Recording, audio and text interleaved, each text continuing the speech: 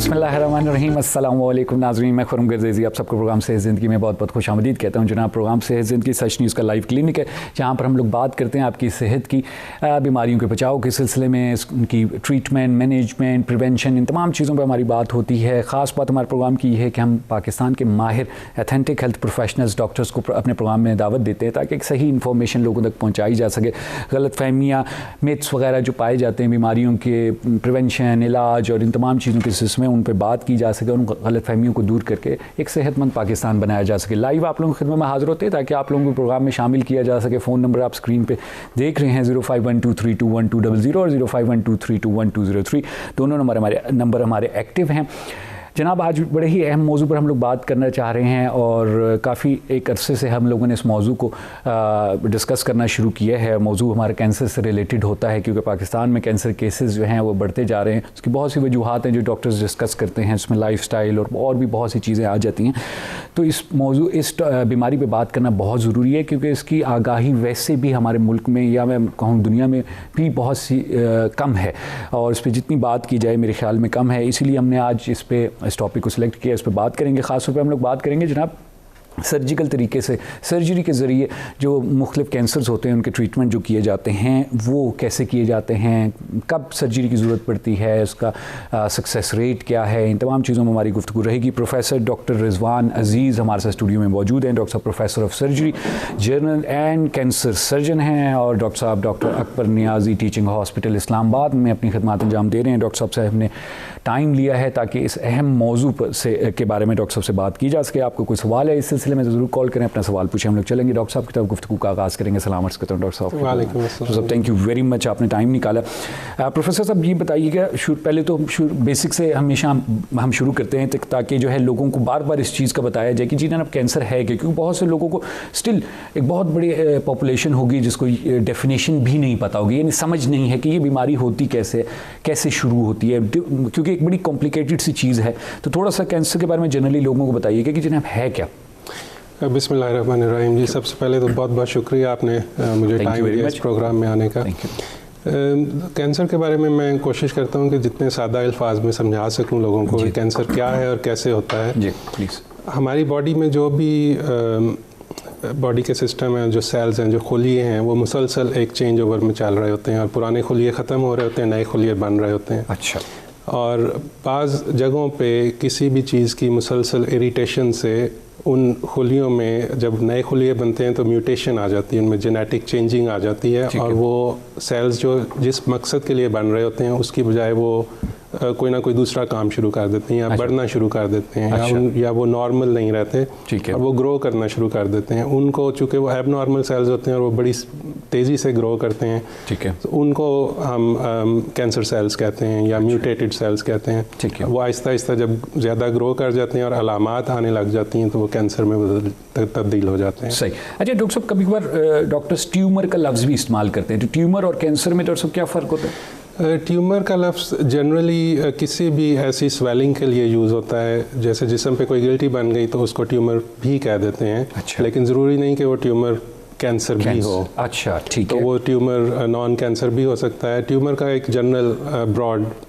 Term है use की कि कोई स्वेलिंग हो गई या कोई गिल्टी बन गई। अच्छा। जब तक उसको टेस्ट ना करें और टेस्ट करके पता चले कि वो कैंसर की गिल्टी है, ठीक है, तो फिर उसको हम कैंसर लेबल करते हैं। सही। अच्छा, ट्यूमर तो फिर यानी कोई ख़तरनाक वर्ड नहीं है ट्यूमर? ट्यूमर ख़तरनाक वर्ड नहीं है, लेकिन अनफॉर्चुनेटली ट्यूमर को बड़ा उसके साथ रिलेट किया जाता है कि जैसे ही ट्यूमर का लफ्ज़ बोलते हैं तो वो लोग कैंसर ही समझते हैं। सही। डॉक्टर साहब, कौन से हमारे मुल्क में सबसे ज़्यादा आम कैंसर्स कौन से हैं? हमारे मुल्क में अनफॉर्चुनेटली कैंसर राइज़ पे है इस वक्त, और उसमें सबसे ज़्यादा कॉमनली हम ब्रेस्ट कैंसर के पेशेंट्स देखते हैं। और पिछले एक साल का अगर हम डाटा लें तो अबाउट 170,000 के करीब नए कैंसर पेशेंट्स जो डायग्नोज हुए या डिटेक्ट हुए हैं या जो सामने आए हैं। सही है। और उसके अलावा और भी ऐसे पेशेंट्स होंगे जो डाटा में इंक्लूड नहीं हो सके। ठीक है। उसके अलावा फेफड़ों का कैंसर और बड़ी आंत का कैंसर और पेट के मुख्तलिफ दूसरे ऑर्गन्स जैसे लिवर का कैंसर, ये सारे ऑन द राइज हैं और ये ज़्यादा कॉमनली हम देखते हैं। ठीक। सबसे कॉमन इसमें ब्रेस्ट कैंसर है। अच्छा। और फिर उसके बाद पेट के डिफरेंट टाइप के कैंसर जो ज़्यादा कॉमनली देखने में मिलते हैं। ठीक, थैंक यू। अच्छा डॉक्टर साहब, एक जो बहुत इम्पॉर्टेंट चीज़ कैंसर के प्रोसेस में, इस बीमारी में जो आती है, वो होती है कि लोग ये कहते हैं, डॉक्टर्स भी कहते हैं कि जी कैंसर का पता नहीं चलता, टेस्टों में कैंसर आता नहीं है। और फिर एक तरफ ये भी कहा जाता है कि जी आप जल्दी अगर पकड़ लें कैंसर को तो उसका ट्रीटमेंट आसान है। वही बड़े अरसे से ये एक चीज़ हम लोग अक्सर सुनते रहे। इन्वेस्टिगेशन या स्क्रीनिंग जो है कैंसर की, वो क्या है, उसका प्रोसेस क्या है? अच्छा, इसमें मेरा ख्याल थोड़ी सी बात इस पे कर लेते हैं, क्योंकि पहली बात तो ये है कि कैंसर के बारे में लोगों के social taboos I would say कि वो हैं कि एक तो उसमें प्रॉब्लम ये है कि बहुत सारे लोग बात नहीं करते। जैसे फीमेल्स में ब्रेस्ट में गिल्टी बन गई या और किसी किस्म का कोई प्रॉब्लम आ गया तो वो शर्म के मारे या किसी भी और वजह से वो आके बताते नहीं। इसी तरह मेल पेशेंट्स में मसलन स्टूल्स में ब्लड आना शुरू हो गया तो वो काफ़ी देर तक इग्नोर करते रहते हैं कि ठीक हो जाएगा, लेकिन अल्टीमेटली जब तक वो आते हैं तो वो ज़्यादा हो गया होता है। ठीक है। बहुत सारे कैंसर्स ऐसे हैं जिनकी अलामात नमूदार हो जाती हैं। अच्छा। जैसे ब्रेस्ट का कैंसर है, उसमें कोई गिल्टी नमूदार हो जाएगी, स्किन चेंजेस होंगी, ठीक है, निपल से डिस्चार्ज आने लग जाए, तो ये उसकी अलामात होती हैं। इसी तरह अगर स्टूल्स में पखाने में खून आए, स्पेशली 50 की एज के बाद, तो वो सिग्निफिकेंट होता है, वो उसको एज अ अलामत समझना चाहिए और उसको चेक कराना चाहिए। ज़रूरी नहीं कि हर उस पेशेंट में कैंसर ही हो, लेकिन उसको अगर हम चेक करा लें और अगर कैंसर हो तो वो बहुत जल्दी डिटेक्ट हो जाता है। ठीक है। यूरिनरी ब्लैडर, मसाने के कैंसर में अगर 50 की एज के बाद अगर एक दफ़ा भी ऐसा कोई एपिसोड हो कि उसमें ब्लीडिंग हो पेशाब के साथ में, ठीक है, तो उसको भी ज़रूर चेक कराना चाहिए। ये इस किस्म की इंडिकेशंस। अनइंटेंशनल वेट लॉस, कि आप डाइट भी नहीं कर रहे, एक्सरसाइज भी नहीं कर रहे और सडनली अचानक आपका वज़न कम होना शुरू हो गया, ये भी एक अलामत है, इसको भी चेक कराना चाहिए। ठीक है। या जिसम में किसी भी और जगह कोई गिल्टी बन गई है तो उसको चेक कराना चाहिए। ठीक है। तो ये कुछ अलामात हैं जो नज़र आ जाती हैं। और इसी तरह जैसे ब्लड के कैंसर्स हैं, उनमें गर्दन में गिल्टियाँ बन जाएंगी, बगल में गिल्टी बन जाएगी, तो वो इन सारी चीज़ों को, इनमें से कुछ भी चीज़ सामने आए तो उसको चेक कराना चाहिए। बिल्कुल सही। ठीक। स्क्रीनिंग का जहाँ तक ताल्लुक़ है, स्क्रीनिंग का पर्पज़ बेसिकली ये है कि प्रिवेंशन की जाए। प्रिवेंशन इज़ ऑलवेज बेटर, क्योंकि प्रिवेंशन की वजह से बहुत सारे मसले हमारे हल हो जाते हैं। ठीक है। अच्छा, ये स्क्रीनिंग जो है ये प्रिवेंशन का पार्ट है कि पहले ही पता चल जाए और उसको किसी तरह शुरू की स्टेज पे रोक दिया जाए। ठीक हो गया। तो उसमें यह है कि स्क्रीनिंग, बहुत सारे कैंसर हैं जिनमें स्क्रीनिंग प्रोग्राम्स अवेलेबल हैं। ठीक है। जैसे ब्रेस्ट कैंसर में हम ये कैंपेन बहुत दफ़ा पहले भी करते रहे हैं, ब्रेस्ट अवेयरनेस मंथ में भी किया है कि सेल्फ एग्जामिनेशन, उसको हर मंथ हर खातून को चाहिए कि सेल्फ एग्जामिनेशन करे। 50 की एज के बाद मेमोग्राफी एक ऐसा टेस्ट है जो कि बिल्कुल हार्मलेस है। ठीक है। और उसमें किसी किस्म का कोई रेडिएशन रिस्क नहीं है।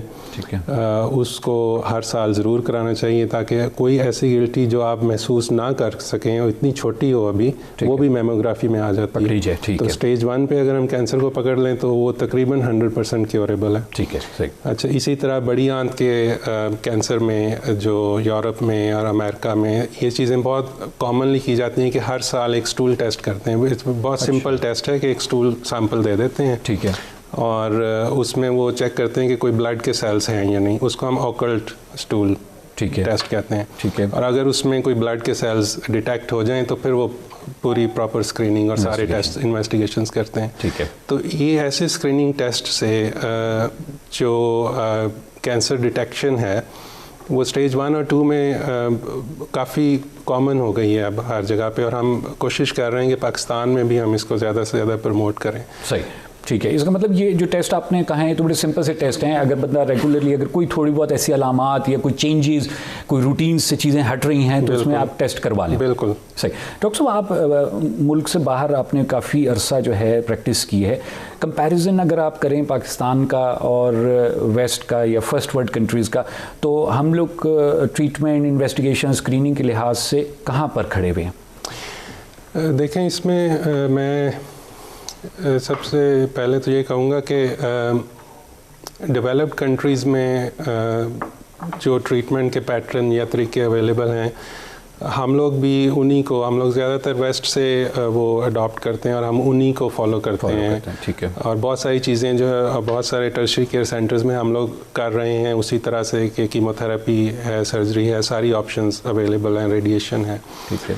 फ़र्क जहाँ पे आता है वो ये है कि जैसे मैंने स्क्रीनिंग की बात की, तो वेस्ट में 50 की एज के बाद हर आदमी स्टूल टेस्ट कराता है as a routine. Patient compliance हर आदमी कराता है। ठीक है। इसी तरह मेमोग्राफी हर खातून की जाती है। इसी तरह बहुत से मुल्कों में अगर किसी उसमें टेस्ट में किसी फैमिली मेम्बर को कैंसर डिटेक्ट हो जाए तो बाकी फैमिली मेम्बर्स की जेनेटिक टेस्टिंग की जाती है।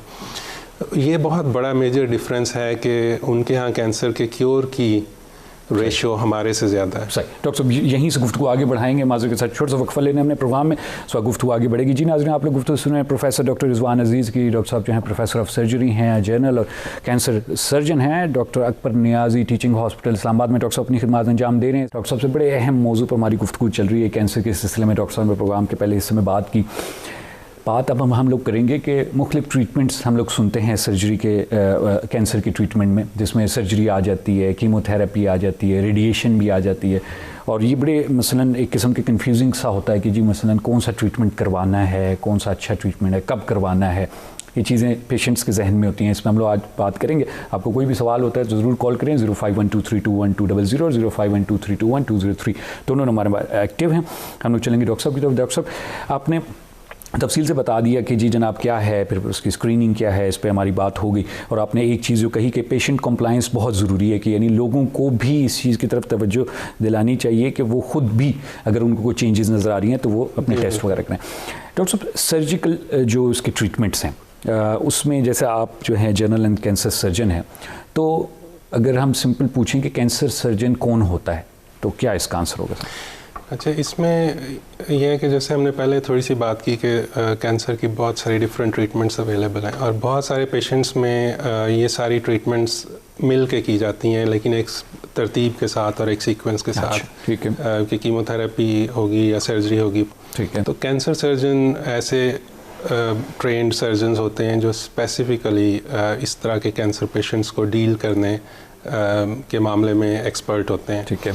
अच्छा, उसमें ख़ास बात यह है कैंसर सर्जन्स के या कैंसर सर्जरी के बारे में कि कैंसर सर्जन को जनरल सर्जन की निस्बत किन बातों का ज़्यादा ख्याल रखना पड़ता है। अब उसमें 2-3 बातें बहुत इंपॉर्टेंट हैं, specially patient point of view से भी, कि कैंसर सर्जन का ज़्यादा फोकस इस बात पे होता है कि ट्यूमर जिस जगह पे है वो निकालने के साथ साथ उसके क्लियर मार्जिन एक रीज़नेबल लेंथ तक उस ट्यूमर के ऑल अराउंड वो निकाले जाएं। ठीक है।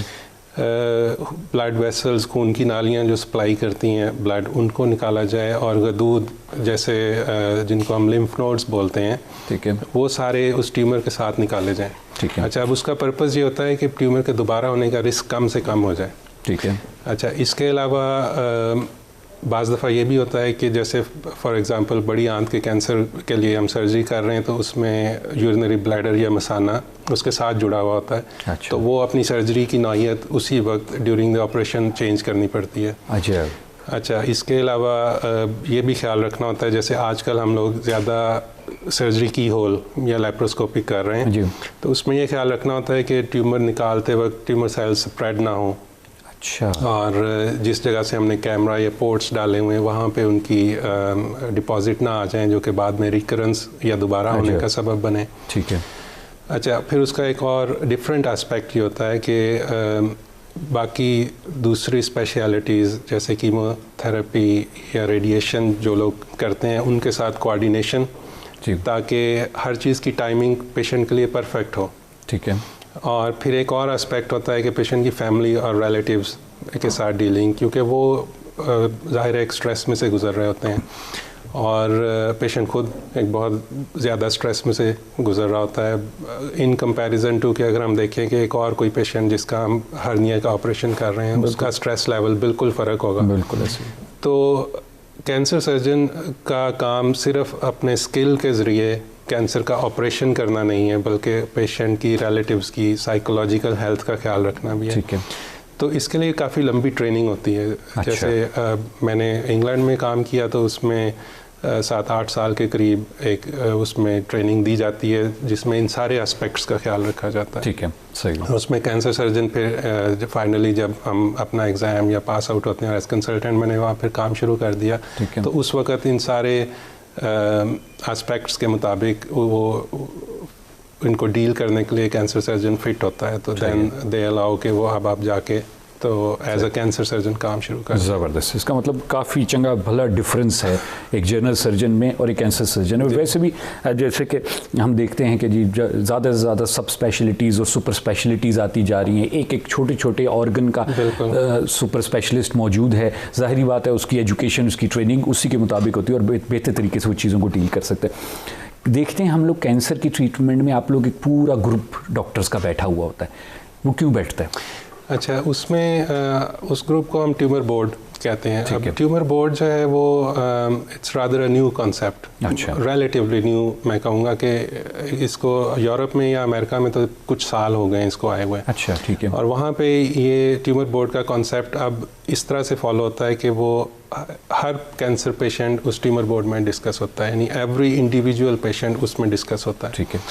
अच्छा, अब मुझे चूँकि मैं 10-12 साल इंग्लैंड में काम करके आया हूँ, तो मुझे इस चीज़ की यहाँ बड़ी कमी महसूस होती थी। तो अब लकीली और I would thank my administration of doctor Akbar Niaz teaching hospital के जो हमारे चेयरमैन और एमडी और director, they are so vibrant और प्रोएक्टिव कि मैंने जब ट्यूमर बोर्ड की बात की तो they were all on it. ज़बरदस्त।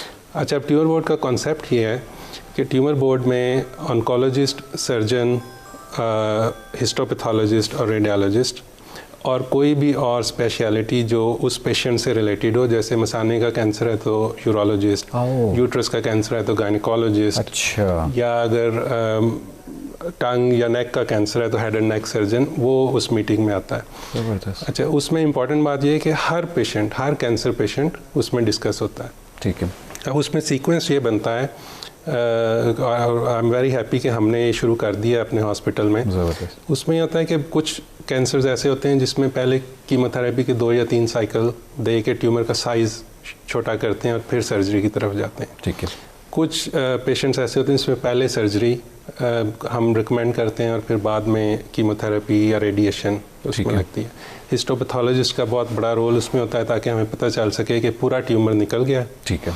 तो ट्यूमर बोर्ड में चूँकि सारे लोग इकट्ठे बैठ के एक कंसेंसस प्लान बनाते हैं और फिर उस प्लान को उसी एक जगह पे, जैसे हमारे हॉस्पिटल में कि 2 साइकिल 3 साइकिल कीमो दिए और किसी स्टेज पे ऑन्कोलॉजिस्ट को लगा कि 1 साइकिल और देना चाहिए, we are all available there और हम दोबारा एक क्विक सी मीटिंग करके तो वी मैनेज अकॉर्डिंगली। ये नहीं है कि वो फिर ढूंढते रहे हम सर्जन ने जिसने किया था। एग्जैक्टली, ऐसा नहीं होता कि हम ऑपरेशन करके कहें कि फलां जगह चले जाओ और कीमोथेरेपी करवा लो। तो ट्यूमर बोर्ड का ये पर्पज़ है कि पेशेंट को क्वालिटी केयर और प्रॉपर प्लान एक ही जगह पे मिल जाता है। सही। डॉक्टर माजू के साथ कॉलर कॉल ले लेते हैं, इस वक्त गुफ्तगू आगे बढ़ाएंगे। प्रोग्राम में खुशामदीद कहते हैं, कौन बात कर रही हैं?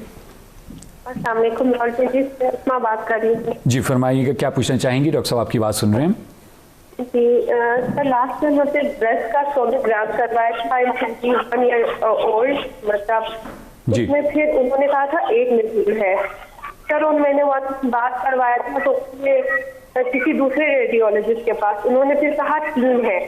मैं अपने डॉक्टर स्पेशलिस्ट के पास गई हूँ तो एक ने रिकमेंड की है, सेकंड जो डॉक्टर है वो कह रहे हैं कि आपने अभी फॉलो अप पे रहना है 3 मंथ तक।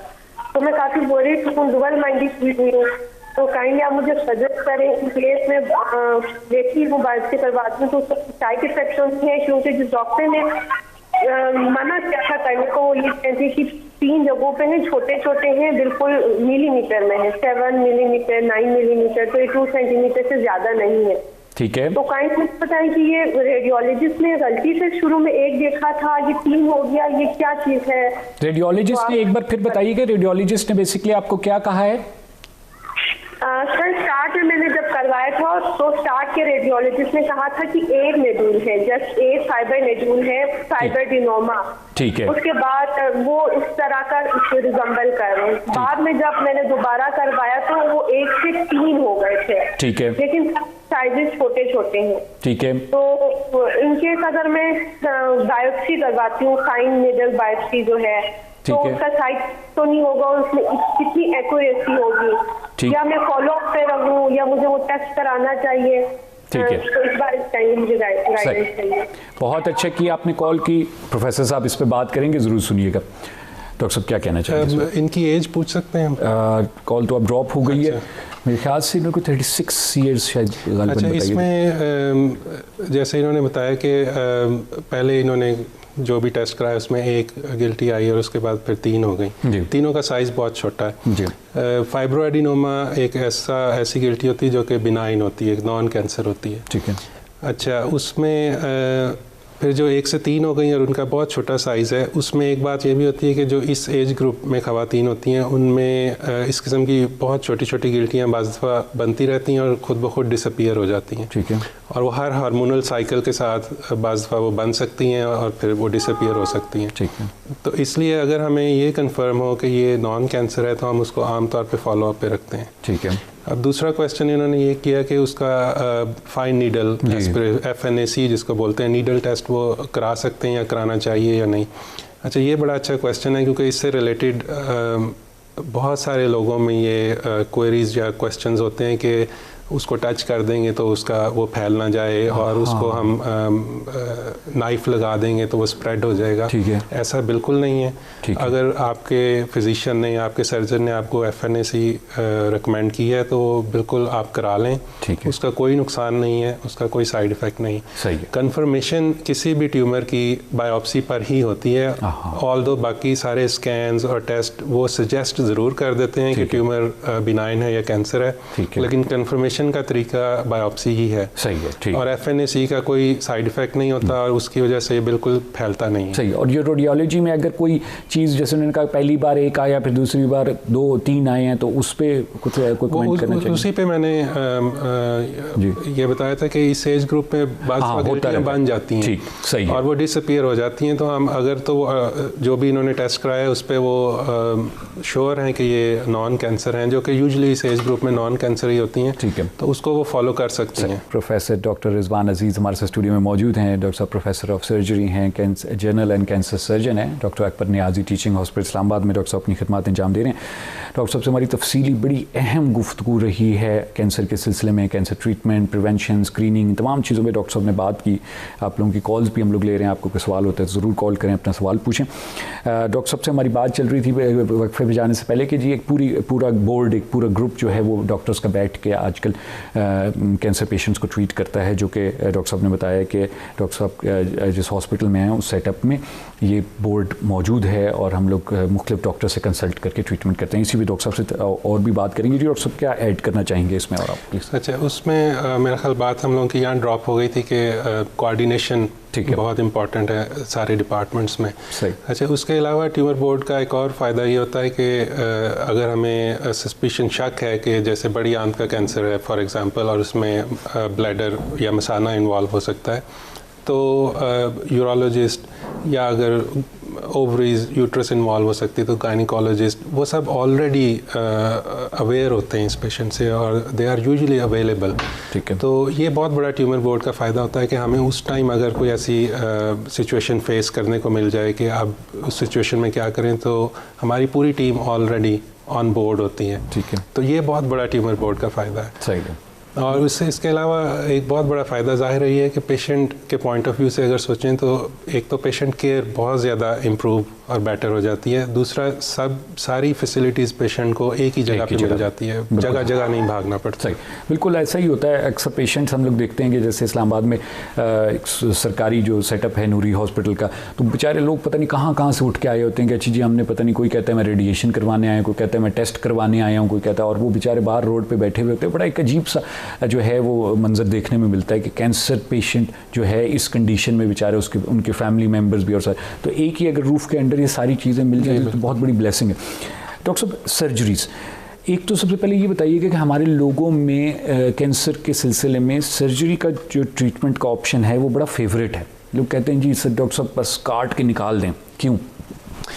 असल में इसमें दोनों तरह की बातें हमें मिल जाती हैं। कुछ लोग ये समझते हैं कि इसको काट के निकाल देंगे तो इससे जान छूट जाएगी। ठीक है, बिल्कुल। और लेकिन ऑन द अदर हैंड ऐसे पेशेंट्स हमें बाज़ दफ़ा देखने को मिलते हैं जिनका ये कॉन्सेप्ट है कि अगर इसको चाकू लग गया तो ये फैल जाएगा। ओह अच्छा, ठीक है। अच्छा, बड़ी माजरत के साथ और बड़ी रिस्पेक्टफुली मैं ये कहना चाहता हूँ कि दोनों कॉन्सेप्ट्स गलत हैं। गलत हैं, ठीक है। अच्छा, पहला तो ये कि उसको जब चाकू लग जाए या इस तरह का कोई सिलसिला हो जाए या उसका हम जब बायोप्सी के लिए टेस्ट लेते हैं तो ये बिल्कुल नहीं फैलता, ठीक है। ये सारी दुनिया में इस तरह से हो रहा है और हमें इस किस्म के शक को बिल्कुल दिल से निकाल देना चाहिए। हमारे कोई खास कैंसर नहीं है, हाँ जी, उसी तरह जैसे बाहर दुनिया में होते हैं, ठीक है जी। अच्छा, उसके बाद जो लोग ये समझते हैं कि बस इसको काट के निकाल देंगे, उसका सबसे बड़ा नुकसान ये होता है कि वो फॉर द टाइम बीइंग तो वो निकाल देते हैं, ठीक है, लेकिन बाद में उसमें रिकरेंस का रिस्क बहुत ज़्यादा हो जाता है, क्योंकि वो जैसे मैंने पहले सेगमेंट में बताया कि उसको निकालने का एक ख़ास प्रोटोकॉल है, ठीक है, उसके साथ क्लियर मार्जिन्स लेने हैं, उसके साथ गदूद निकालने हैं, उसके साथ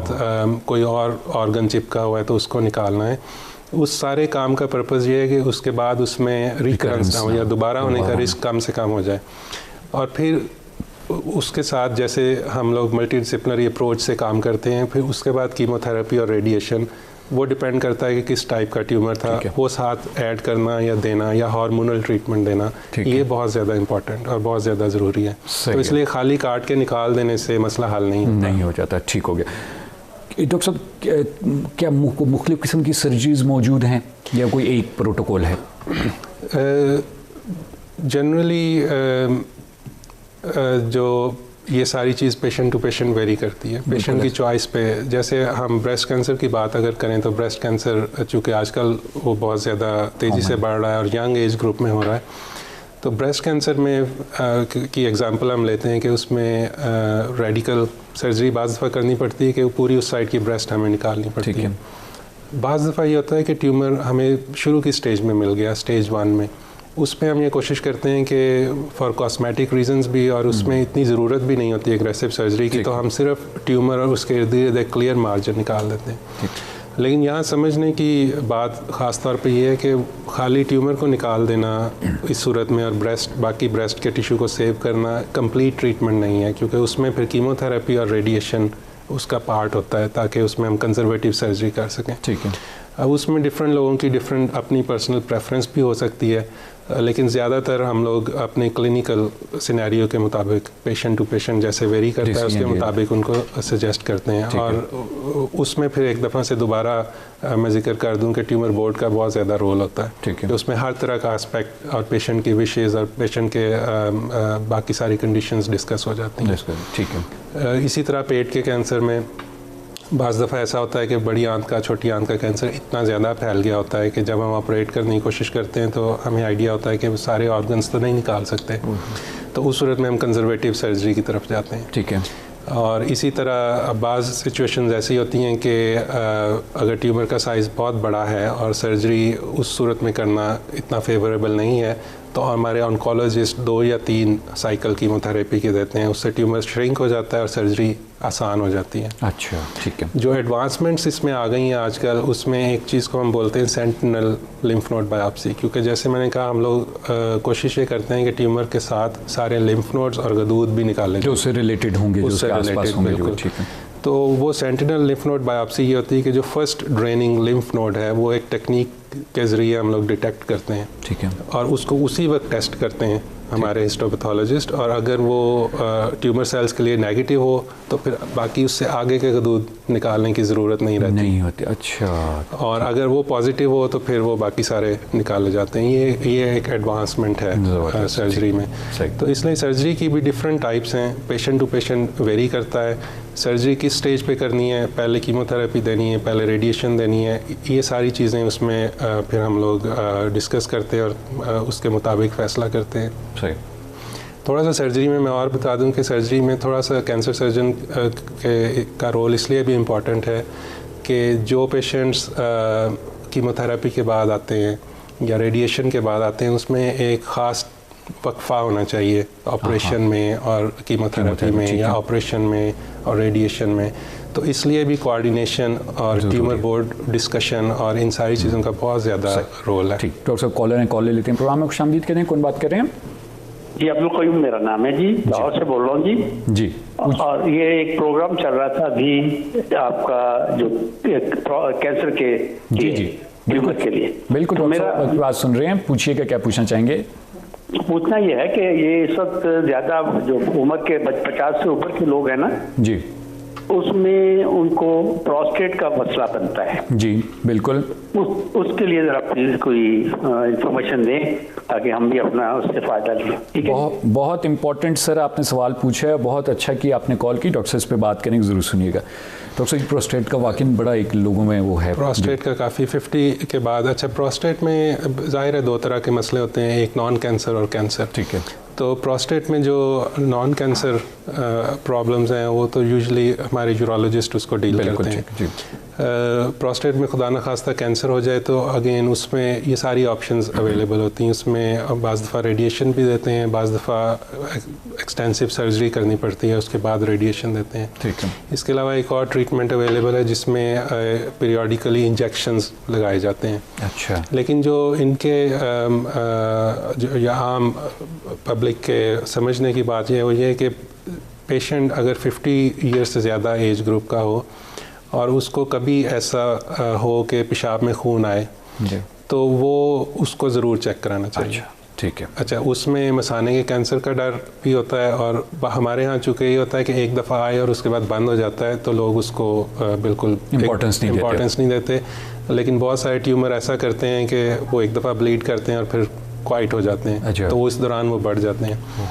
प्रोस्टेट के ट्यूमर में एक चीज़ और कराई जा सकती है जिसको हम स्क्रीनिंग के लिए यूज़ करते हैं। वो एक ट्यूमर मार्कर, एक ब्लड का टेस्ट होता है। वो अपने किसी करीबी यूरोलॉजिस्ट से या सर्जन से लिखवा लें, उसको हम PSA बोलते हैं। ठीक है। और अगर वो किसी स्टेज पे जाके उसका लेवल ज़्यादा आने लग जाए तो फिर वो किसी स्पेसिफिक स्पेशलिस्ट कैंसर सर्जन से रब्ता करें। ज़बरदस्त। तो बेसिकली ये है कि आपने ये देखते रहना है कि कहीं भी खून आ रहा है तो उसको फौरी तौर पे जो है इन्वेस्टिगेट करना। और अगर स्क्रीनिंग कराना चाहें तो फिर वो ट्यूमर मार्कर की तरफ चले जाएं। ठीक है, वो फिर फर्दर टेस्ट जो है वो होते जाएंगे। अच्छा डॉक्टर साहब, डायरेक्ट ही ऑन्कोलॉजिस्ट के पास जाना चाहिए, कैंसर स्पेशलिस्ट के पास, या नहीं पहले आप किसी भी डॉक्टर के पास जा सकते हैं? देखें, उसमें एक दो कुछ लिमिटेशंस हैं। उसमें कुछ लिमिटेशंस तो ये हैं कि कैंसर का फिजिशियन या कैंसर का सर्जन अक्सर छोटी जगहों पर रेडीली अवेलेबल नहीं होता। ठीक है। कुछ बड़े सेंटर्स हैं, जैसे हमारा टर्शियरी केयर सेंटर है, फॉर एग्जांपल इस्लामाबाद में आप हैं तो इस्लामाबाद में, लाहौर में, मुल्तान, जो बड़े शहर हैं उसमें ऐसे टर्शियरी केयर सेंटर्स हैं। और our centre is one of them, doctor Akbar Niazi teaching hospital, जहाँ सारी फैसिलिटीज़ अवेलेबल हैं। तो आप स्ट्रेट फॉरवर्डली OPD में आ सकते हैं और आप चेक करा सकते हैं। बिल्कुल सही। लेकिन अगर आप ऐसी जगहों पर हैं जहाँ पर आपकी इस तरह से डायरेक्ट अप्रोच नहीं है तो एटलीस्ट उसको इग्नोर ना करें। लेकिन जो भी मेडिकल पर्सनल आपको रेडीली अवेलेबल हो उससे चेक कराएं, ताकि वो फिर अगर उसको समझता है कि ये कैंसर की तरफ जा रहा है तो वो आपको आगे रेफ़र कर सके। ठीक।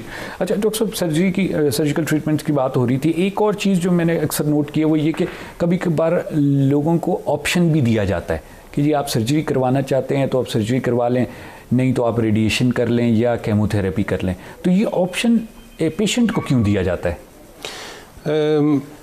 असल में तो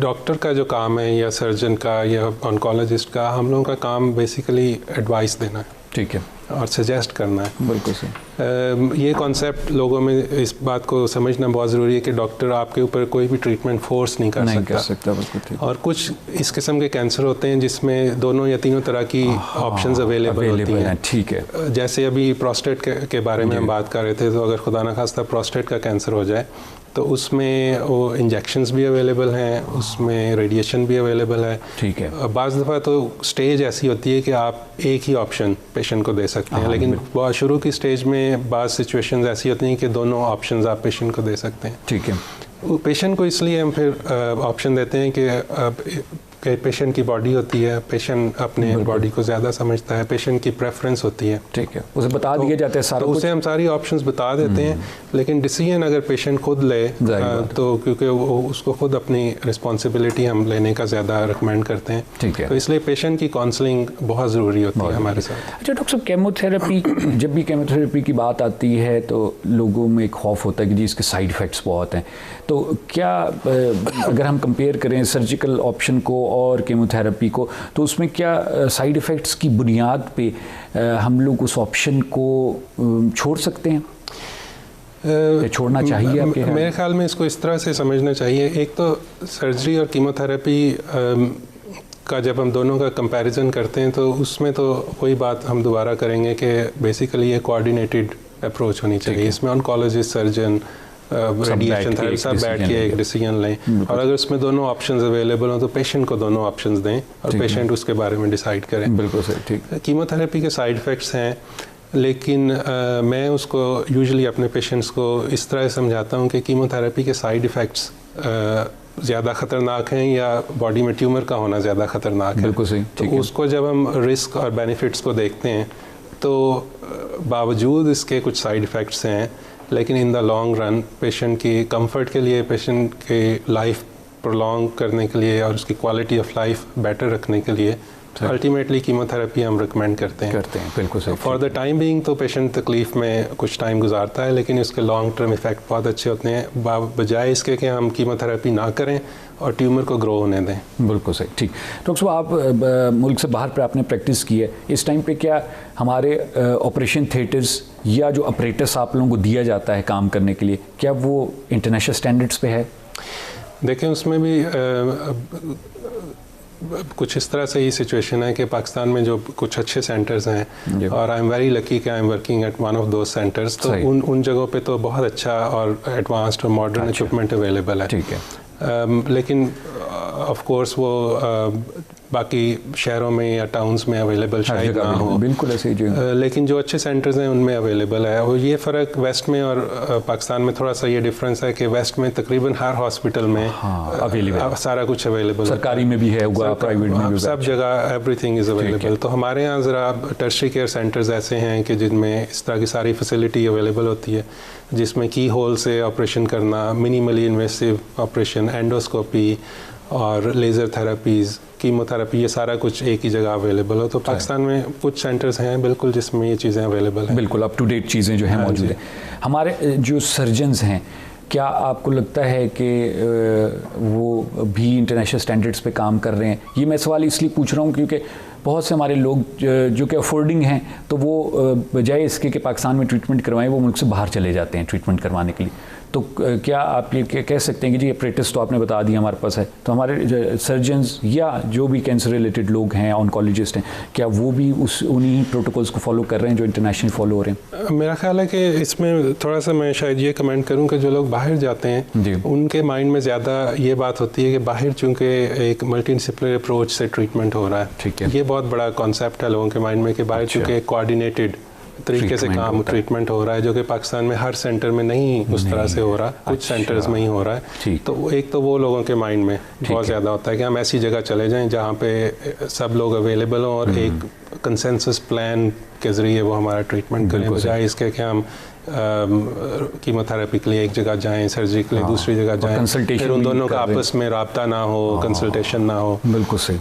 सर्जन्स हमारे माशाल्लाह बहुत कॉम्पिटेंट सर्जन्स हैं पाकिस्तान में। ठीक है। लेकिन जैसे हमने पहले बात की कि जनरल सर्जन और कैंसर सर्जन की उसकी ट्रेनिंग में, उसकी अप्रोच में फ़र्क होता है। तो उसमें मेरा तो यही ख्याल है कि cancer related patients specialist centre में ही रेफ़र करने चाहिए हमारे जनरल सर्जन्स को भी, ताकि वो पेशेंट के हवाले से पूरी प्रॉपर सर्जरी कर सकें और कीमोथेरेपी या रेडिएशन के लिए प्रॉपर कोऑर्डिनेटेड एक अप्रोच से पेशेंट को डील करें। सही। डॉक्टर साहब को मैसेज देना चाहें, टाइम हमारे पास तकरीबन ख़त्म हो चुका है, पेशेंट्स को, लोगों को जनरली कोई मैसेज अगर आप देखिए, मैसेज तो मैं यही देना चाहता हूँ कि ऐसी कोई भी अलामत जिनका हमने प्रोग्राम में पहले जिक्र किया और आप पहले प्रोग्राम्स में भी जिक्र करते रहें, उसको प्लीज़ इग्नोर ना करें। हमारे यहाँ बहुत ज़्यादा डिनाइल में लोग रहते हैं। उसमें एक कॉन्सेप्ट तो ये है कि ये खुद ही ठीक हो जाएगा, फिर एक कॉन्सेप्ट ये है कि अच्छा ब्लीडिंग स्टूल में हुई है, चलो एक ही दफ़ा हुई है, देखते हैं अभी ख़त्म हो जाएगी। इस तरह के प्लीज़ कॉन्सेप्ट्स को ख़त्म करें। जहाँ कहीं कोई अलामत ज़ाहिर हो, ज़रूर किसी हेल्थ प्रोफेशनल के पास जाएं और उससे एडवाइस सीख करें। डॉक्टर साहब बहुत शुक्रिया अदा करते हैं आपका, आपने टाइम दिया। Thank you very much. Basically मैं तो हमेशा यही कहता हूँ कि आपने पाकिस्तानियों के लिए टाइम निकाला, ख़ासतौर वो लोग जो रिमोट एरियाज़ में हैं, जहाँ पर बड़े सेंटर्स मौजूद नहीं हैं, स्पेशलिस्ट डॉक्टर्स मौजूद नहीं हैं, उनके लिए इतनी इंपॉर्टेंट गुफ्तगू करना, उनको आगाह करना, उनको जो है बताना कि जी ये अलामतें हैं, ये ट्रीटमेंट ऑप्शन हैं तुम्हारी। तो डॉक्टर साहब बहुत शुक्रिया अदा करता हूँ, आप तशरीफ़ लाए। Thank you very much. जी बहुत बहुत शुक्रिया। जी नाज़रीन, आप लोगों ने गुफ्तगू सुनी। सुनी प्रोफेसर डॉक्टर रिजवान अजीज़ की। डॉक्टर साहब जो हैं प्रोफेसर ऑफ सर्जरी हैं और जनरल एंड कैंसर सर्जन हैं। Doctor Akbar Niazi teaching hospital Islamabad में डॉक्टर साहब अपनी खिदमत अंजाम दे रहे हैं। डॉक्टर साहब से तफसीली हमारी गुफ्तगू की हुई सर्जरी, कैंसर की सर्जरी और कैंसर ट्रीटमेंट और कैंसर में जो भी गलतफहमियाँ पाई जाती हैं, तमाम चीज़ों पर डॉक्टर साहब ने बात की। और डॉक्टर साहब ने बताया कि जो अच्छे सेंटर्स पाकिस्तान में मौजूद हैं वो इंटरनेशनल प्रोटोकॉल्स को, इंटरनेशनल ऑपरेशन थिएटर्स और जो लोग वहाँ पर सर्जरीज कर रहे हैं, ट्रीटमेंट कर रहे हैं कैंसर की, वो भी बिल्कुल अप टू डेट और इंटरनेशनल स्टैंडर्ड्स को फॉलो करते हैं। तो मेरे ख्याल में हमारे मुल्क में तमाम चीज़ें मौजूद हैं, हमें यहीं पर ट्रीटमेंट करवाना चाहिए। बोर्ड्स मौजूद हैं जैसे कि डॉक्टर साहब ने बताया, और एक ग्रुप ऑफ डॉक्टर्स जो है डिफरेंट हेल्थ प्रोफेशनल्स जो है मिल के डिसीजन लेते हैं और ट्रीटमेंट करते हैं। उम्मीद करता हूँ आज का प्रोग्राम आप लोगों को मुफीद साबित हुआ होगा। इंशाल्लाह कल फिर मुलाकात होगी एक और मौजू के साथ। तब तक के लिए मुझे खुरम गर्देज़ी और प्रोफेसर डॉक्टर रिजवान अजीज़ को प्रोग्राम से ज़िंदगी से इजाज़त दीजिए। खुदा हाफिज़।